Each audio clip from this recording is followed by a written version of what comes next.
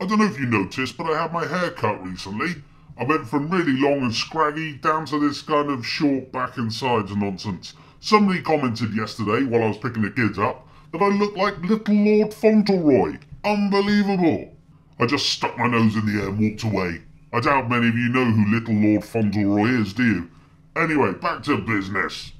Junker torpedoes David Cameron's plan to rework EU treaties. Jean-Claude Junker has torpedoed David Cameron's planned timetable for renegotiating EU treaties by scrapping a key paper on the future of the Eurozone. The President of the European Commission, who is a complete fucking idiot, doesn't say that in here. The President of the EU Commission was instructed last December to prepare an analytical note on stronger economic policy coordination, convergence and solidarity for discussion by EU leaders. The Prime Minister regarded the paper as a key staging post in signalling that his plans for renegotiation for Britain could be delivered as part of treaty change to ensure the smooth functioning of the economic and monetary union. Senior European diplomats have told the Telegraph that the blueprint was dropped because of fears that any failure to directly address the British question could trigger repercussions ahead of the general election in May. It is very easy to damage the UK government. If such a paper starts to speculate on treaty change, then you are in trouble, said a senior diplomat. I could only imagine what kind of repercussions it might have.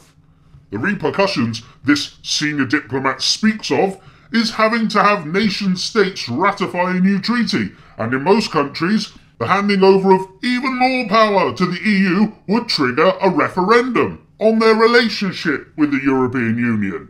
And as this diplomat implies, they simply can't have a referendum because he knows that nobody wants a United States of Europe, as Holland, France and Ireland showed a few years ago. Remember when they voted on the EU constitution? The EU dictators quickly changed it in all but name to a treaty, so they didn't have to have a referendum, because they shit themselves that the whole European project was gonna fucking collapse.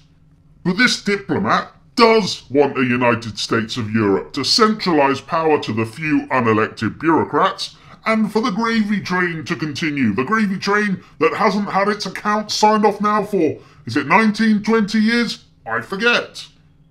After all, who wants to allow the people of Europe a vote on Europe? Who would do such a ghastly thing as to allow the people of Europe a vote on how Europe is run? Certainly not the European Commission head, Jean-Claude Junker. Look at this headline from Tory MP John Redwood. The EU doesn't like democracy very much. I read that the European Commission President Jean-Claude Junker believes there's no question of writing down Greek debt. The other Eurozone countries will not agree to that. He reasons that there can be no democratic choice against the European treaties. One cannot exit the Euro without leaving the EU.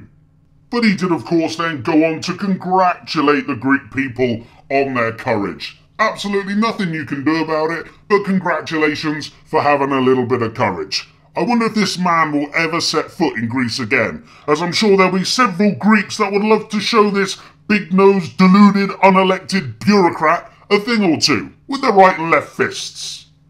You see, this is the issue I have with the EU, and this is why I will be voting for UKIP in May, because of their stance on Europe. We do not govern ourselves. It isn't fucking rocket science. We have handed power, successive governments have handed more and more power to unelected muppets, unelected gravy train recipients like Jean-Claude fucking Junker. Do we really want unelected dictators calling the shots for you and I for a moment longer? Well, I fucking don't.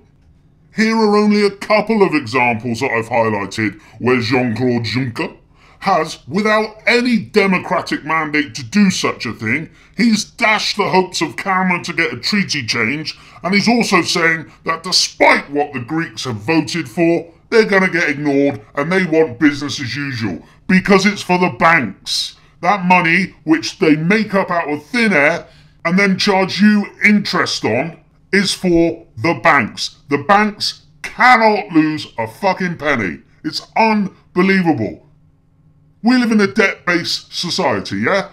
Hypothetically, say there's only ever £10 in circulation.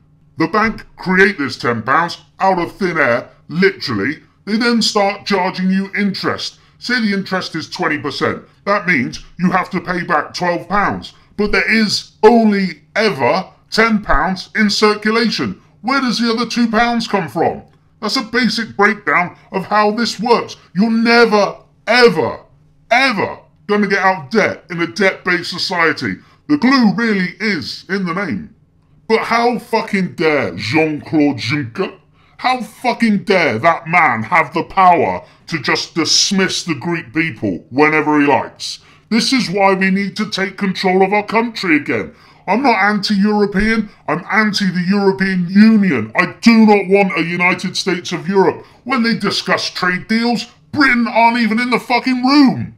People like Juncker are dangerous, and acting the way he has done over Greece will only result in more people dying. Maybe not today, maybe not tomorrow, but there are massive riots coming.